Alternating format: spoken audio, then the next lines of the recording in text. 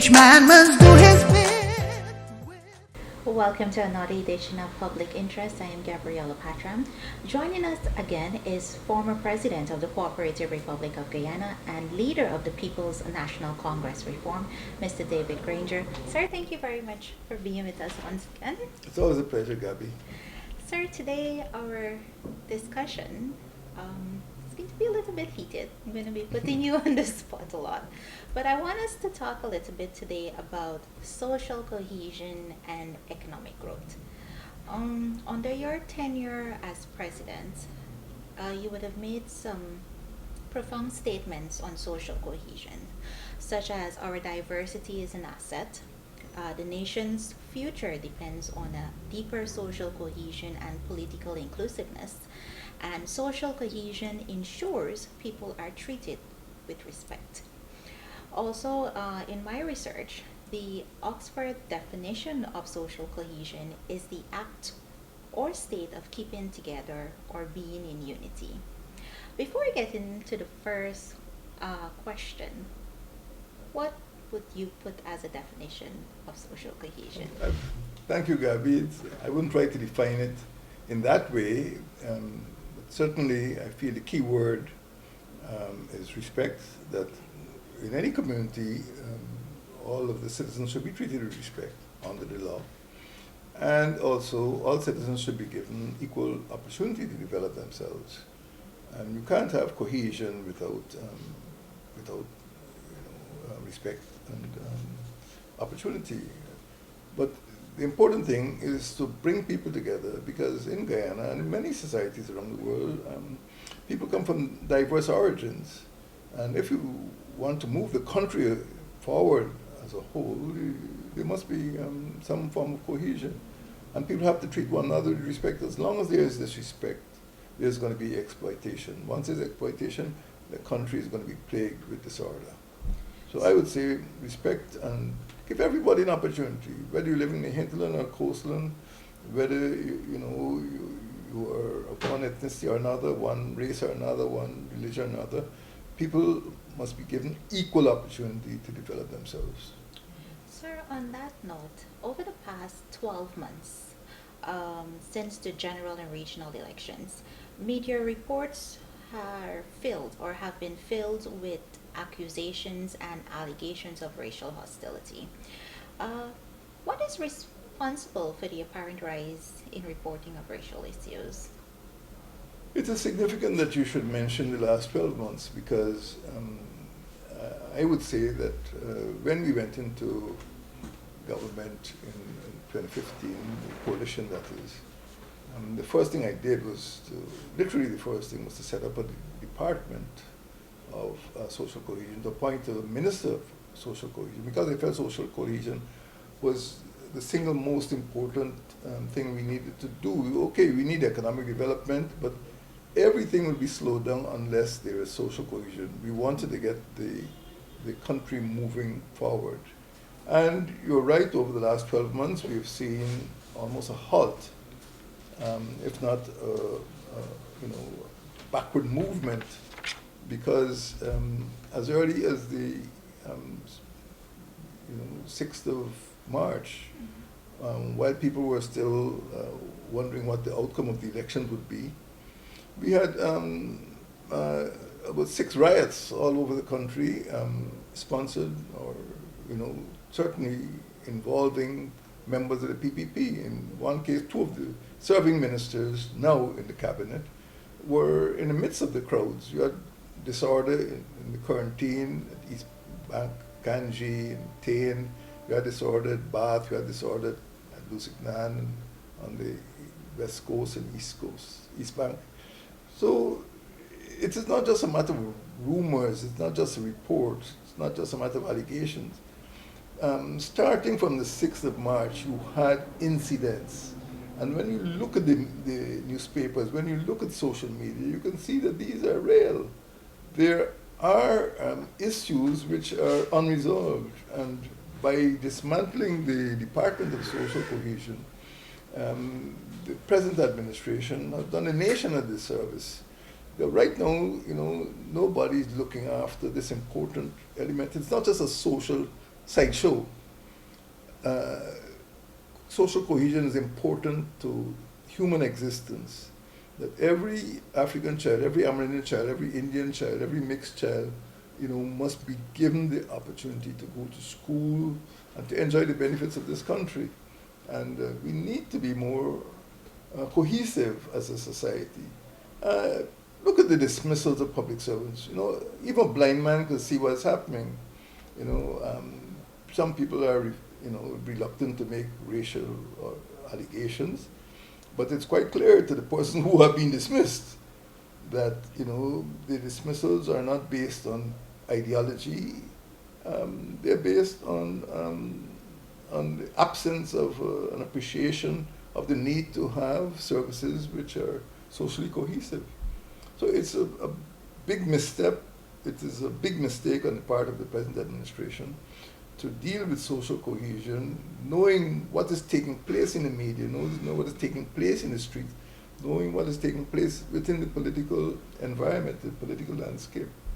We're living in very dangerous times, and if this matter of social cohesion is not put back on the front burner, things will get worse. And I see that happening in Guyana. Sir, on that note, why do you think that the PPP is opposed to social cohesion?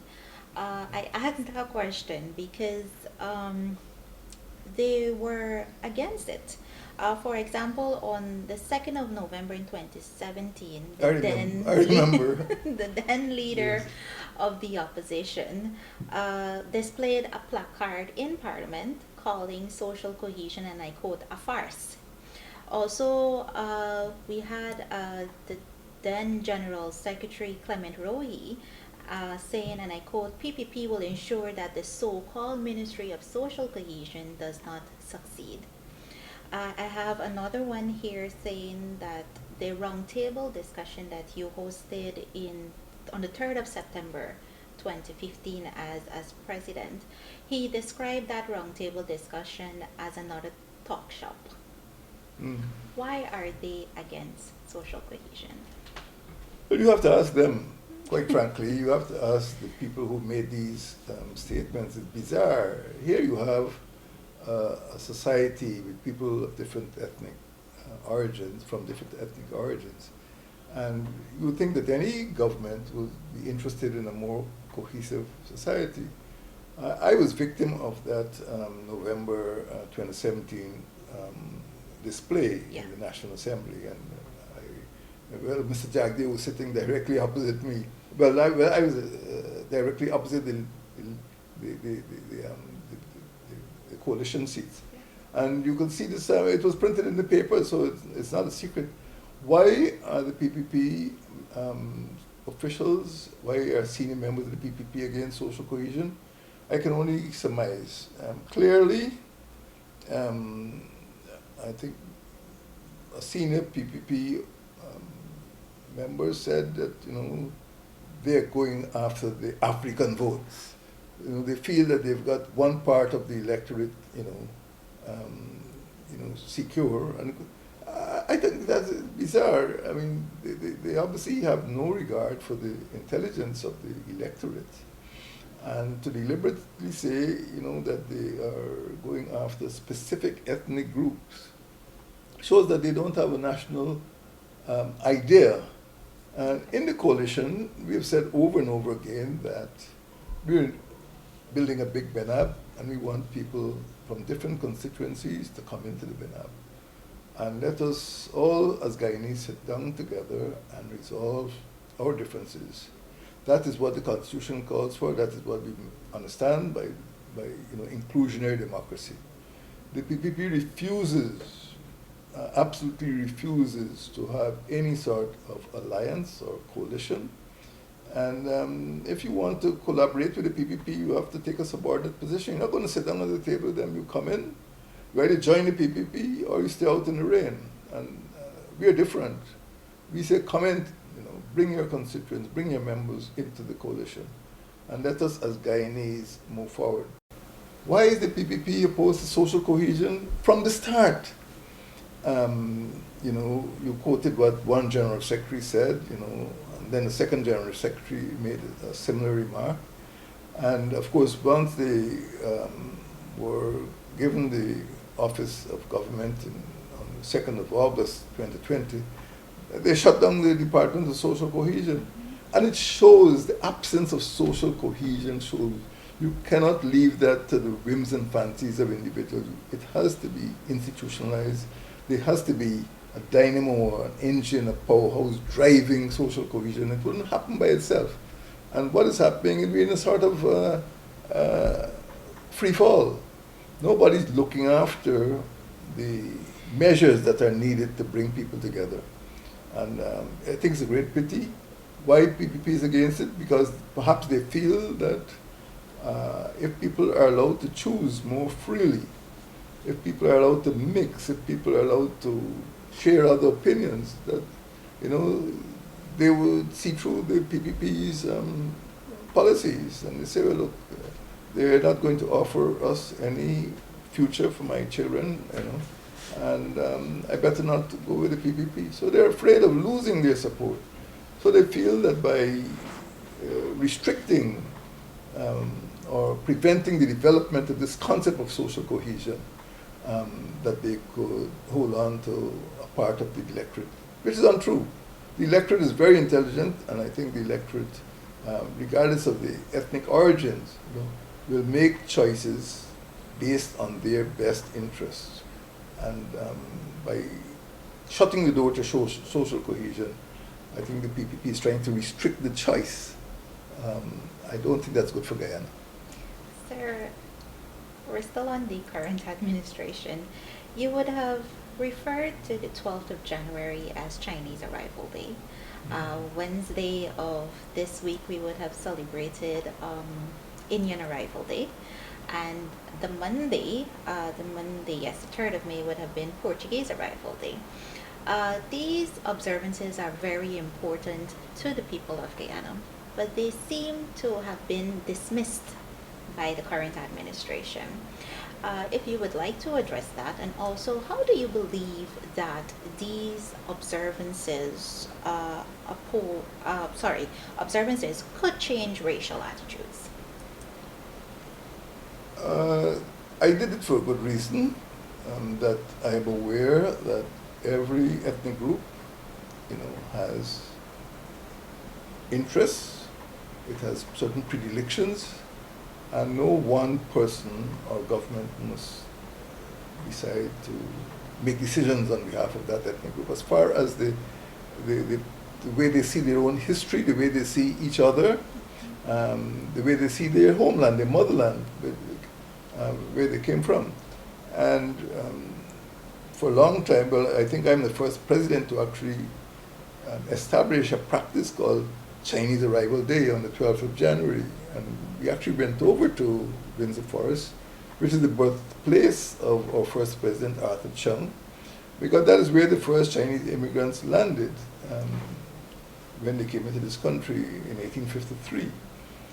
Similarly, we know that the Portuguese arrived long before the Indians, and they arrived here on the 3rd of May, and I declared 3rd of May Portuguese Arrival Day, and I think the Portuguese were very happy with that. They came out to the celebration.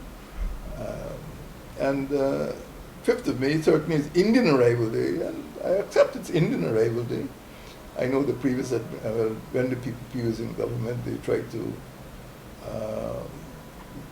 give the impression that it is a rival day for all Guyanese. I don't think the Chinese, Portuguese, and Africans feel rival day for all Guyanese. I'm very frank about that.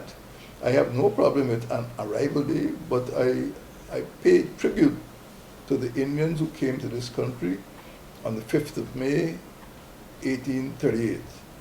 And I think the Indians are entitled to having an arrival day because it gives them pride. I don't think it's divisive, I think it's cohesive. And because people learn to respect one another. When we don't know about one another, when we don't respect, we don't care about finding out, that is when the ignorance takes over, and that's when people behave in a way which dismisses or disparages other groups.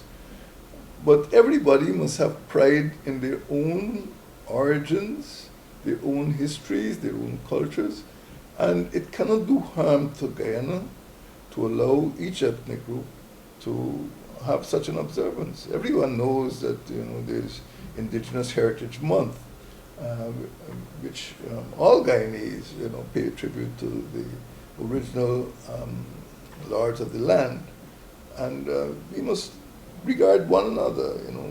People are mixed, Indian, African, Portuguese, Chinese, and it is a source of pride. You can't erase a person's culture, you can't erase a person's history by refusing to acknowledge that. I'm very disappointed that these national days, although they're not holidays, which were meant to honor the Chinese, Portuguese, and Indian and Americans, should be ignored.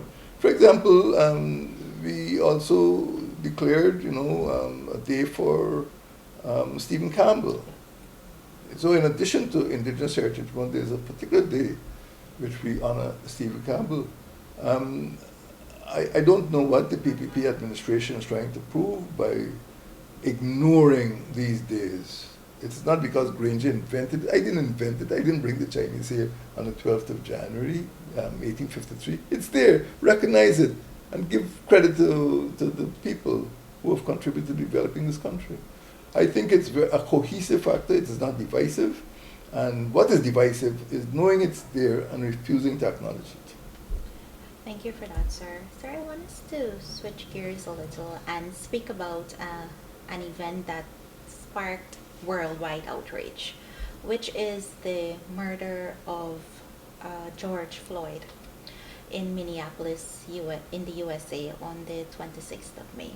We saw over 2,000 persons in 60 countries, such as Germany. 2,000 persons, maybe 2,000 cities. 2,000 Sorry. cities. I think it's more like 26 million people. Yes. 26 million persons in 2,000 cities. Sorry, in 60 countries.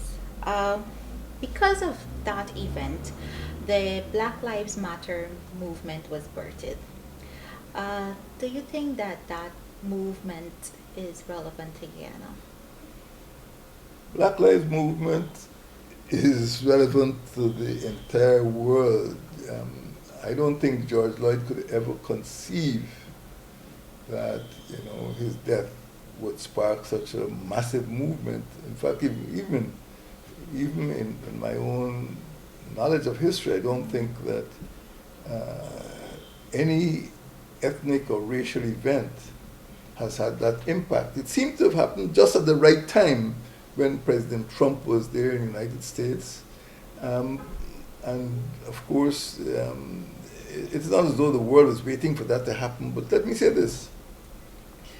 The fact that indigenous people in Colombia started pulling down the statues of the conquistadors, the Spanish conquistadors, the Aboriginal people in Australia started to protest. In Europe, particularly in Britain, Belgium, Netherlands, Spain, Portugal, France, people started to pull down the statues of these slave traders. This is way beyond anything George Floyd or any of us could have imagined. What happened is that much of the third world, Africa, Asia, and Americas, were victims of enslavement and forced labor, particularly during the imperial era, and European imperialism, which was largely perpetrated by Christians. European imperialism had to invent this notion of racial inferiority in order to enforce economic domination. So what we're seeing now is a rebellion against literally 400 years of racism. And that's what George Floyd's murder represented. I mean, why on earth should indigenous people in Colombian cities, behaved that way, started pulling down statues. Because they always, from 1492, they regarded 12th of October 1492, when Columbus landed in the New World, as a day of infamy. That is a day of genocide. You know, back in 1992, when the whites were celebrating 500 years of Spanish colonialism, the indigenous people were saying it's a day of shame. And when you saw what happened to George Floyd, it was a spark, but there was always the tinder. It was people were just waiting almost for that spark to be lit, and then young people, white people, you know, all over Europe started this is wrong. And it's a good thing that it happened. It's a good thing it happened, but it just shows the true origin of racism. It is not some political invention by a party here or a party there. It is a colonial invention, an imperial invention, a European invention, in order to keep half of the globe subjected. And because the Europeans, the English, perpetrated abuses, outrageous abuses in India, in Africa, in Hong Kong, as you know, what they call the Opium Wars. And it is now people are becoming conscious of the damage that Europe has done to the rest of the world. And that is what George Floyd's murder represented. That it started that outrage, and now the genie is out of the bottle, and people will not stop. I mean, nobody wants violence, but people know that that the type of oppression to which Africans, Asians, and indigenous people in the New World were subject, you know, must be brought to an end. And the attitudes that imperialism fostered, the attitudes that are still embedded in some parts of America and Europe, have to be erased. Otherwise, you know, the world will not move forward. And that was a great day, 26th of May, 2020. People will remember it, you know, as a day when George Floyd was murdered, and people said, no more, we must bring an end to this racism. I think it was a galvanizing event in world history. Yes. George Floyd has now become a martyr for all of the people who are victims or descendants of victims of European imperialism. And sir, on that note, what do you think is the root cause of racism in Guyana? Well, it is not unrelated to the murder of George Floyd. Strange enough, you know, nobody ever, you know, reading Guyanese history, you wouldn't see any mention of George Floyd. But we too in Guyana are victims of European imperialism. The British were, I mean, they must have been involved in the worst episode of people trafficking that the world has known. You bring Africans, you bring Indians, you bring Chinese, you bring Portuguese, without any thought about you know, how these people would live or work together. So we are heirs to a system of enslavement and indentureship, and the attitudes which were invented are still with us. We are not beneficiaries, we were the victims of those attitudes. But what we see now is that people think that politics or political affiliation cause racism. No, it's the other way around. Racism causes the political pressures that are current in Guyana today. But that racism was there 100 years ago, 200 years ago, 300 years ago. And there was no PPP and PNC then. Racism is an invention of the Europeans because they had to find some justification for holding so many millions of people in servitude. for building boats to remove and enslave persons and bring them from one continent to the next, as if you're transplanting sugarcane or transplanting rubber trees or something like that, or breadfruit trees. They treated people like cargoes.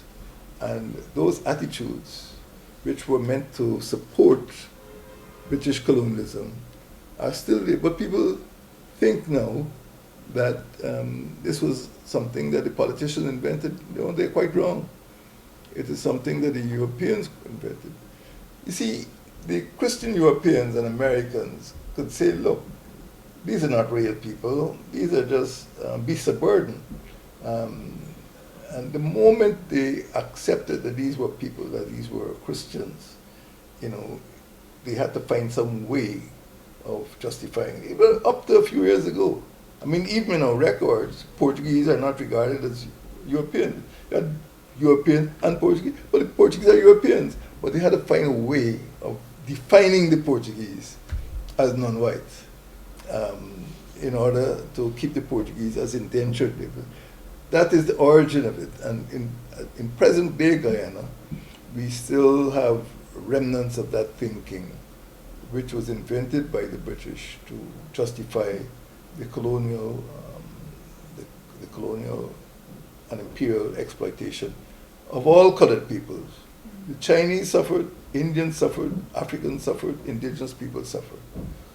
But we have to look to the Europeans to do some form of reparation, compensation, and rectification of the damage they did to the rest of the world. Sir, in wrapping up, most Guyanese adhere to three major religions: Christianity, Hinduism, Islam. We also have an Ethnic Relations Commission, and we also have a rich culture. Our music, our food, which is my favorite, the foods, the traditions, the customs, and so on. What can the ERC, the Ethnic Relations Commission, civil society, and also, as we close down, your encouragement to Guyanese as we go about our everyday lives, how can we go forward in eliminating racism? The ERC, Ethnic Relations Commission, has been in the news recently. It's just a commission. It is not a police force. It cannot, of course it has means of going to the courts and enforcing certain measures, but on its own it cannot resolve a problem which has been existing for 300 years in Guyana. And it's unfair to task the Ethnic Relations Commission with removing racism, just as you can't task the Human Rights Commission with overnight, enforcing human rights. It is monitoring, it is advisory, but there are just 10 people. When you look at the composition of the ERC, you see religious people, you see Africans, you see Indians, you see Amerindians, and I would say that it is doing as much as it could in the circumstances, but it is from the people themselves. It is at home. It is in the church, it's in the masjid, it's in the mandir, it's in the schools. That is where we must move to eliminate racism by fostering social cohesion. ERC cannot do that on its own. No matter how much money you give it, no matter how big it is not a police force. What we need to do is look carefully at what causes racism. And in my view, as a student of history, I would say that many Guyanese at home or at school are not taught Guyanese history. So they grow up without knowing what other people have contributed, and they feel other people have contributed nothing. That is responsible for the PPP's attitude to Chinese arrival day or Portuguese arrival day. That is like non-people. So we need to go back to our education system, our and look at the cultural underpinnings of racism. And what I would recommend to the government, what I would recommend to all Guyanese, is pay attention to your history, learn to respect each other, and let us build a more cohesive society. It's not a job for the ERC alone, it's a job for every single Guyanese. And right now, with the destruction of the Department of Social Cohesion, right now the PPP's attitude to social cohesion is not going to happen. Not in my lifetime or yours lifetime. We have to get social cohesion back on the table, back on the front burner in this country. Well, sir, thank you very much for being here with us and discussing this topic. Of course, there is a lot more that we can go into, so we'll probably have to do a part two another day. But it's always a pleasure sitting and talking with you, sir, so thank you very much. And to you, our viewers, we say thank you very much for joining us. And please remember, on behalf of all of us here at Public Interest, to please follow all COVID-19 guidelines. Goodbye.